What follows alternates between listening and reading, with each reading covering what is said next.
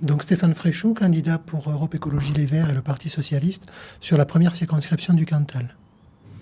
Alors j'ai 43 ans, je suis fonctionnaire du ministère de la Justice, éducateur à la protection judiciaire de la jeunesse et je suis depuis 3 ans conseiller municipal et communautaire à Aurillac.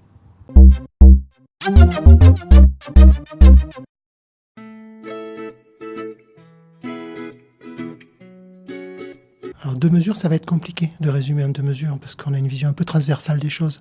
On va dire que la première des mesures, c'est sauvegarder nos services publics sur nos territoires.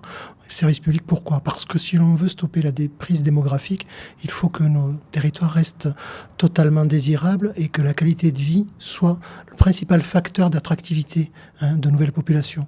Donc une des premières mesures, c'est évidemment sauver nos dessertes ferroviaires, par exemple, puisqu'on ne luttera pas contre l'enclavement en multipliant les routes, mais peut-être en sortant les camions des routes. Ce qui veut dire garder l'outil ferroviaire pour pouvoir ensuite, dans un deuxième temps, quand on aura décentralisé le fret aux régions, travailler à une réelle politique de fret et de mettre tous nos camions, ou l'essentiel de nos camions, sur les rails afin que les automobilistes puissent circuler un peu mieux. Une deuxième mesure, ça serait de revoir la loi montagne. Donc nous pensons qu'il serait, par exemple, une piste que d'aligner la fiscalité en zone de montagne et puis dans les parcs naturels avec la fiscalité sur les monuments historiques, ce qui permettrait de valoriser les investissements dans nos territoires.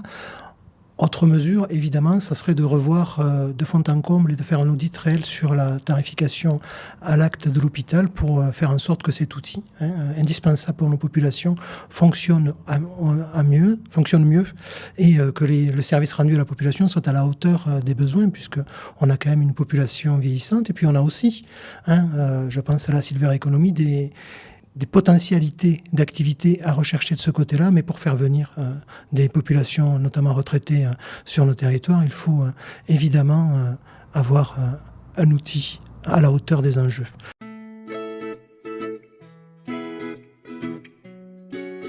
Je crois qu'on ne peut pas parler d'un député dans le Cantal sans parler d'une réelle remise en question de la politique agricole et en faisant quoi ? En faisant une politique alimentaire. Ça veut dire multiplier les circuits courts, ça veut dire permettre aux jeunes maraîchers un accès au foncier, car aujourd'hui les prix sont impossibles. Cela passe par quoi ? Cela passe par exemple par un plafonnement des aides. Les primes devront être versées dès le premier hectare et surtout plafonnées, de manière à ce qu'on n'encourage pas à la productivité, mais qu'on encourage à la qualité et à la diversification.